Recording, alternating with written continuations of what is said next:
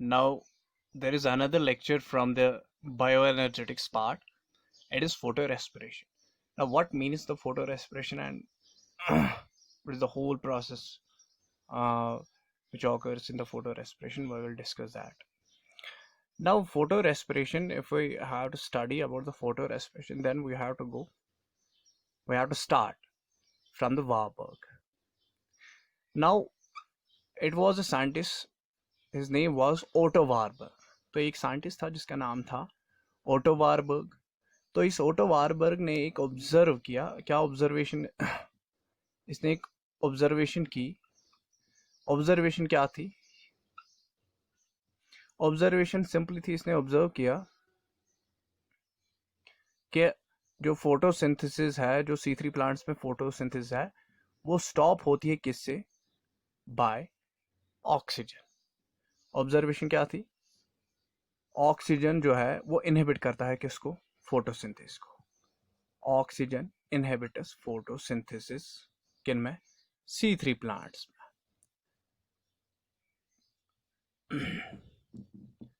Oxygen inhibits photosynthesis in C3 plants.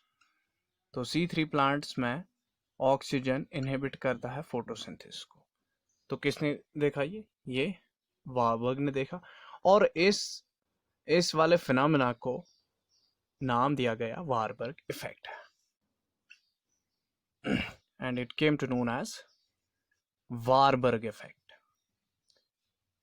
लेकिन Warburg effect later on realise हुआ कि जो ये वारबर्ग इफेक्ट है, दैट मीन्स ऑक्सीजन इनहिबिट करता है फोटोसिंथेसिस को, ऐसा तो नहीं होता है.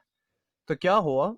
Letter on this Warburg effect it was realised that जो बेसिकली क्या हो जाता है, बेसिकली वहां पर एक एंजाइम होता है, दैट इज रिबिस्को एंजाइम. रिबिस्को एंजाइम एक इंपॉर्टेंट एंजाइम है. ये प्रेजेंट होता है ये प्रेजेंट होता है क्लोरोप्लास्ट में. तो रिबिस्को एंजाइम जो है, रिबिस्को एंजाइम एक बाईफंक्शनल एंजाइम है. बाईफंक्शनल एंजाइम, इसकी दो फंक्शंस है. बाईफंक्शनल एंजाइम है ये. और ये क्या करता है? अगर कार्बन डाइऑक्साइड, ये बेसिकली कार्बन डाइऑक्साइड को बाइंड करता है, लेकिन at low carbon dioxide concentration, at low carbon dioxide level और कंसंट्रेशन लेवल या कंसंट्रेशन, तो क्या करता है? रिबिस को बाइंड किसको करता है? ये ऑक्सीजन को बाइंड करता है. रिबिस को बाइंड्स ऑक्सीजन. जब ये ऑक्सीजन को बाइंड करता है तो उस वाली रिएक्शन को उस टाइम क्या बोलते हैं? ऑक्सीजनेशन.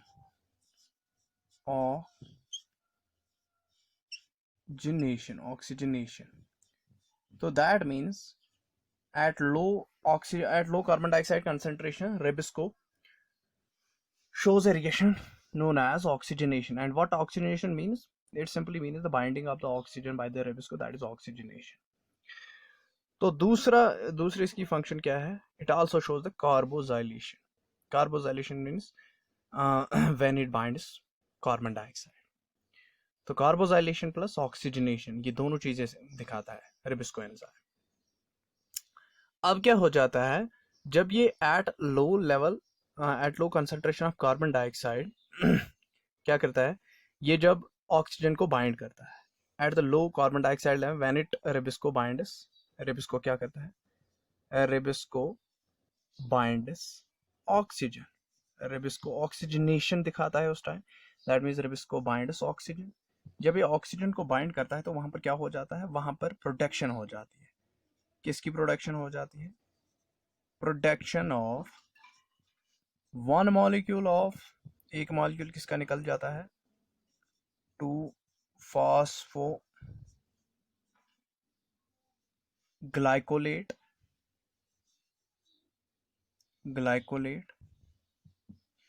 एक मॉलिक्यूल किसका निकलता है? फॉस्फोग्लाइकोलेट का. एक तो ये निकलता है वन मॉलिक्यूल ऑफ फॉस्फोग्लाइकोलेट, अगर यहाँ पर दिखाई नहीं दे रहा है तो यहाँ पर हम दिखेंगे।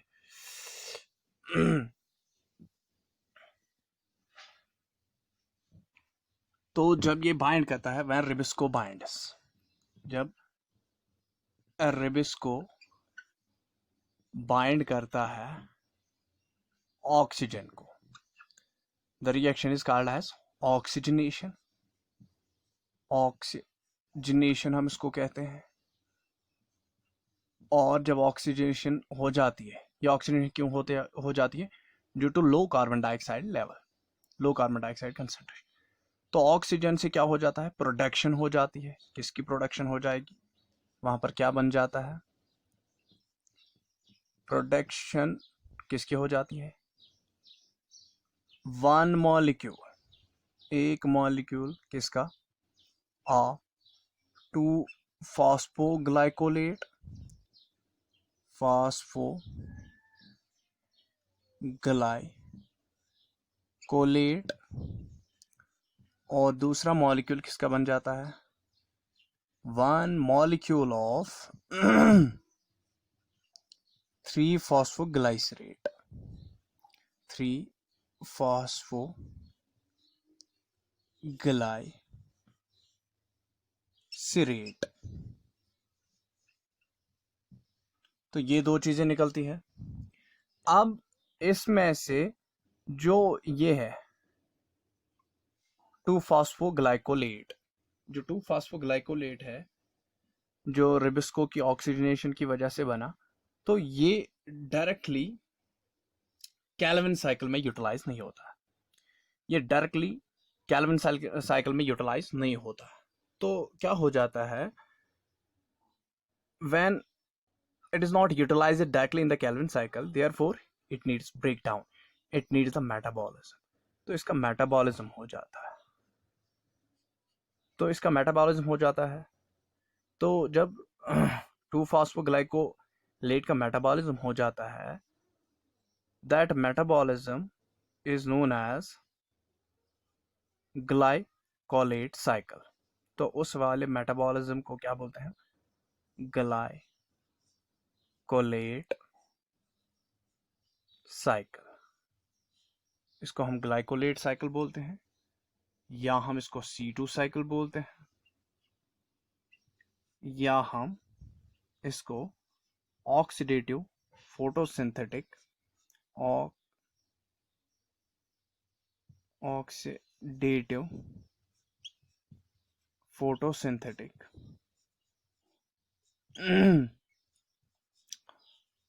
कार्बन साइकिल भी कहते हैं। ऑक्सीडेटिव फोटोसिंथेटिक कार्बन साइकिल भी हम इसे कहते हैं। ठीक। तो अब ये जो oxidative cycle, that means glycolate cycle है और C2 साइकिल है, तो हम इसी को देखेंगे ये कैसे हो जाता है। अब इस ऑक्सीडेटिव फोटोसिंथेटिक कार्बन साइकिल और C2 साइकिल जो है, इसमें 3 सबसेलुलर ऑर्गेनेलीज टेक पार्ट करती है।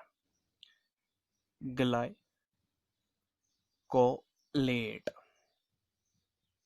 साइकिल और C2 साइकिल जो है,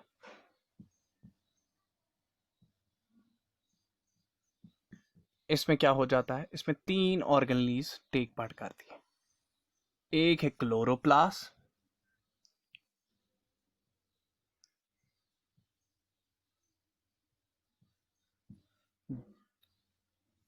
दूसरी ऑर्गेनेली है peroxisomes,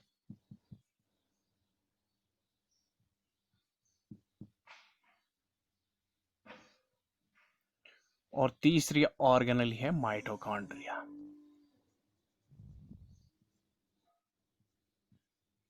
That means these 3 organelles, these 3 subcellular compartments,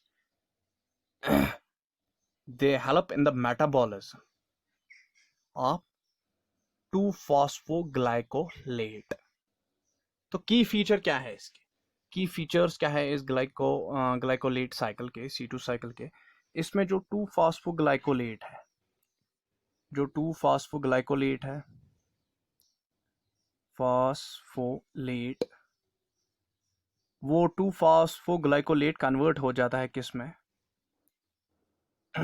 glycine में, ग्लाइसिन में। और ग्लाइसिन कन्वर्ट हो जाता है किस में? सीरीन में।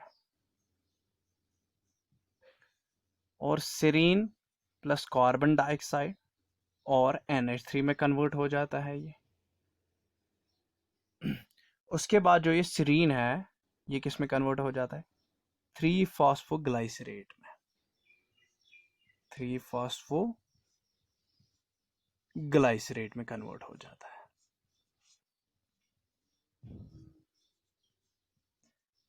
और 3-फॉस्फोग्लाइसरेट रेंटर किस में करता है? इट रेंटर्स इनटू, ये रेंटर हो जाता है केल्विन साइकिल में।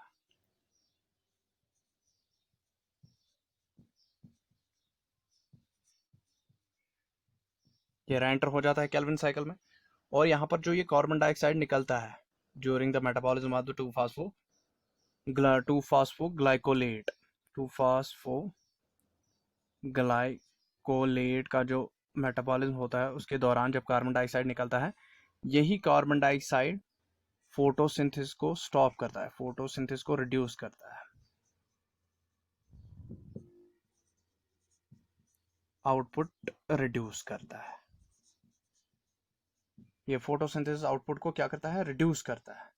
और जो प्लांट का बायोमास प्रोटेक्शन है उसको भी लिमिट करता है। प्लांट बायोमास प्रोटेक्शन जो है उसको भी ये लिमिट करता है। तो ये तो है, यही तो, इसी को हम क्या कहते हैं? फोटो रेस्पिरेशन कहते हैं। This is called as a photorespiration. Photorespiration में ग्लाइकोलेट साइकिल आ जाता है, ठीक। C2 साइकिल भी हम इसको कहते हैं। अब देखो हम इसको थोड़ा सा और लेंगे। मैंने बोला कि इसमें होता क्या है। Now we will take what basically happens here. ये यहाँ क्या है? ये केल्विन साइकिल में, इसको मैं अगर डायग्रामेटिकली दिखाऊंगा, ये केल्विन साइकिल है, चल रहा है केल्विन साइकिल क्लोरोप्लास्ट में, ठीक है। तो केल्विन साइकिल का एक इम्पॉर्टेंट जो प्रोडक्ट है दैट इज फॉस्फोग्लाइसरेट, 3-फॉस्फोग्लाइसरेट। इसको मैं अब सीधे ही लिखूंगा, 3-फॉस्फोग्लाइसरेट, ग्लाइसरेट। तो ये एक इम्पॉर्टेंट प्रोडक्ट है केल्विन साइकिल में। अब मैंने इसको ऐसे एरो कर दी, ये एरो ऐसी है, केल्विन साइकिल।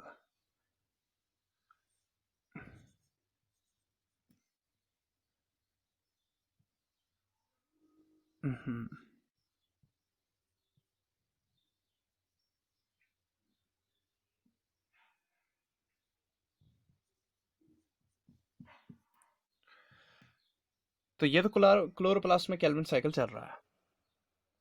अगर मैं यहां पर कर दूं इसको केल्विन साइकिल, यहां पर रिब्लोस बिसफॉस्फेट, ठीक।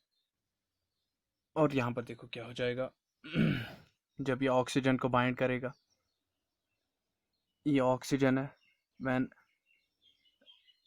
रिबिस्को enzyme it binds the oxygen, that means oxygenation हो रही है। तो ये क्या बन जाएगा वहां पर? यहां पर बन जाएगा 2-फॉस्फोग्लाइकोलेट,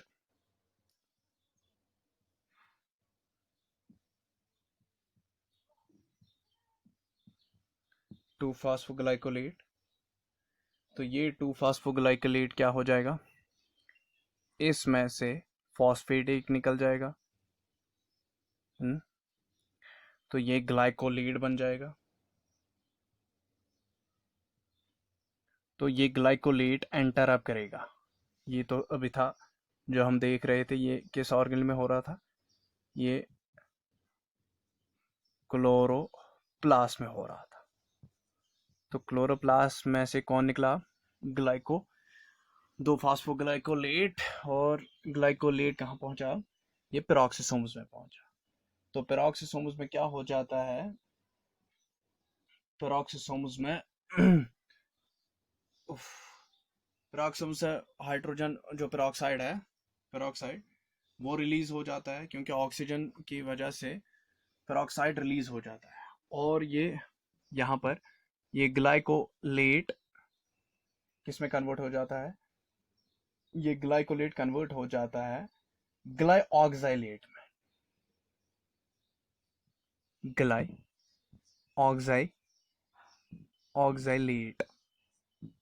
ग्लाइऑक्साइलेट में कन्वर्ट हो जाता है। तो यहाँ पर क्या हुआ, ऑक्सीजन के चलते पेरोक्साइड बाहर निकला, रिलीज हुआ, ठीक है। तो ये ग्लाइऑक्साइलेट बन गया। तो ग्लाइऑक्साइलेट किस में कन्वर्ट हो जाएगा, ये ग्लाइसिन में कन्वर्ट हो जाएगा।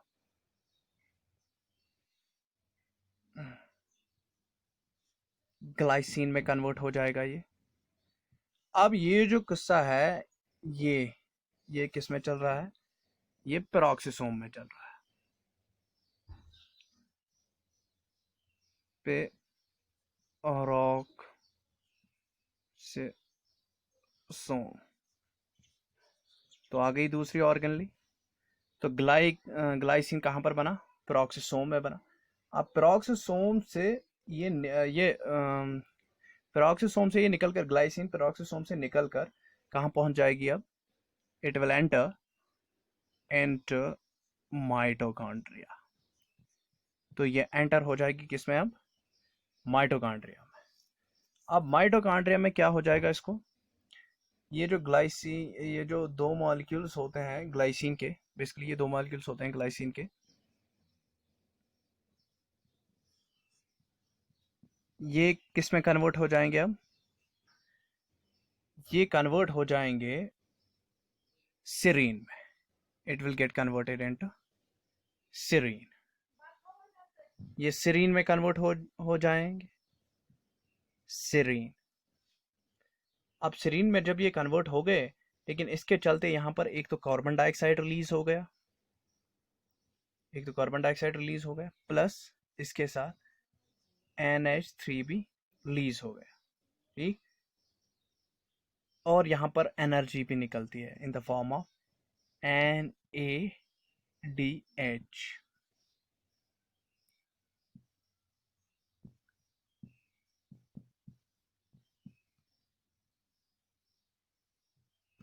ठीक। तो ये किस में हो रहा है, ये माइटोकॉन्ड्रिया में हो रहा है। तो जब माइटोकॉन्ड्रिया में सीरीन बन गया, तो अब सीरीन क्या है, ये वापस चला जाएगा किसमें, it will enter into the peroxisome. तो ये फिर से पेरोक्सिसोम में एंटर हो जाएगा। तो यहाँ पर मैं दिखाऊंगा इसको ऐसे, दिस वाज माइटोकॉन्ड्रिया। नाउ अब ये किस में जाएगा, फिर से ये फिर से पेरोक्सिसोम में वापस जाएगा।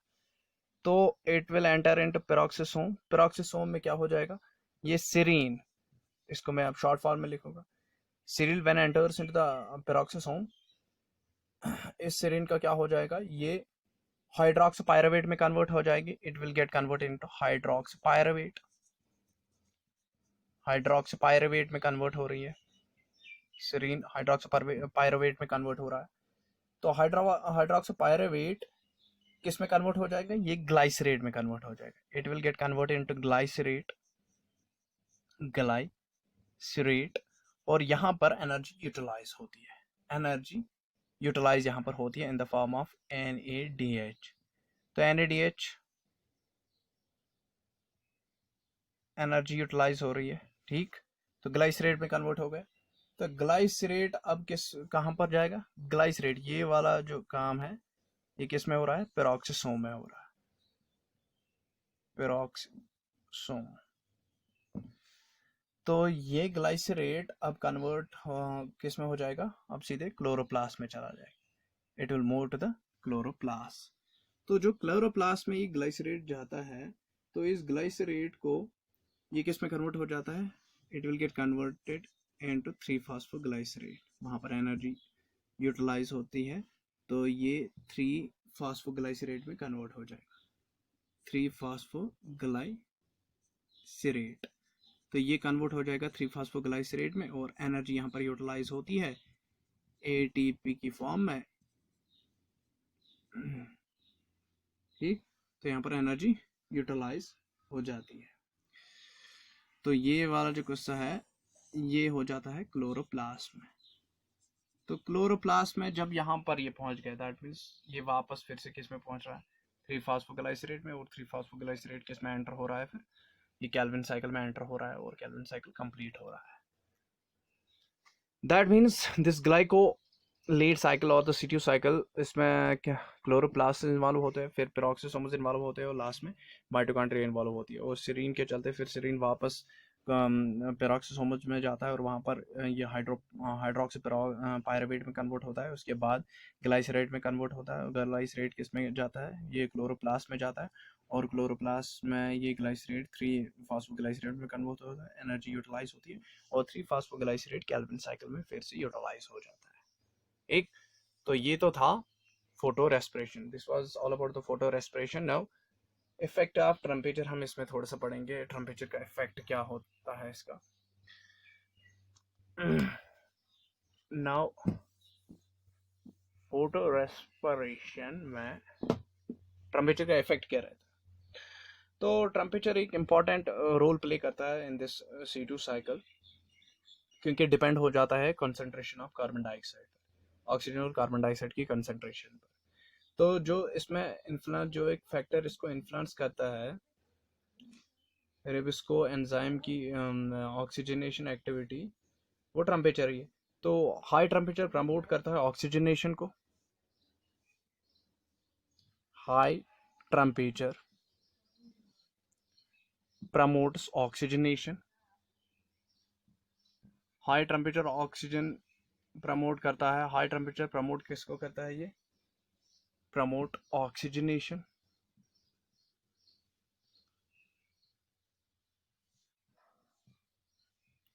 और जितनी ऑक्सीजन हो जाएगी, that means photorespiration, photorespiration. तो high temperature will always produce photorespiration, photorespiration को प्रमोट करेगी कौन, high temperature. High temperature will always promote the photorespiration due to the oxygenation reaction shown by the rubisco enzyme. ठीक, और क्यों करेगा ये oxygenation को, क्यों करेगा ये हाई टेम्परेचर, क्यों ऑक्सीजनेशन, क्यों फोटो रेस्पिरेशन को प्रमोट करेगा, क्योंकि जो सॉल्युबिलिटी होती है कार्बन डाइऑक्साइड की, वो वाटर में डिक्लाइन हो जाती है ज्यादा then that of oxygen. Solubility, it is because जो सॉल्युबिलिटी है कार्बन डाइऑक्साइड की, सॉल्युबिलिटी जो कार्बन डाइऑक्साइड की है, वो क्या हो जाती है, वो रिड्यूस हो जाती है, डिक्लाइंस। ठीक, वो डिक्लाइन हो जाती है मोर रैपिडली, मोर रैपिडली। तो वो डिक्लाइन हो जाती है more rapidly than oxygen. Oxygen के कंपैरिजन में जो सॉल्युबिलिटी होती है किसकी, कार्बन डाइऑक्साइड की वाटर में, ठीक है,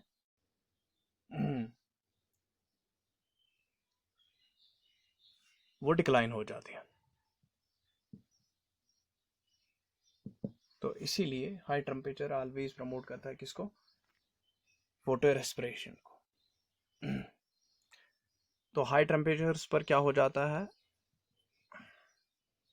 सॉल्युबिलिटी कार्बन डाइऑक्साइड की वो रिड्यूस हो जाती है अब पानी में मोर rapidly than oxygen.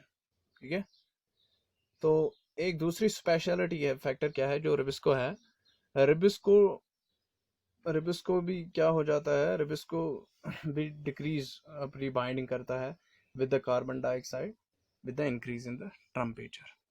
This is the important effect of temperature.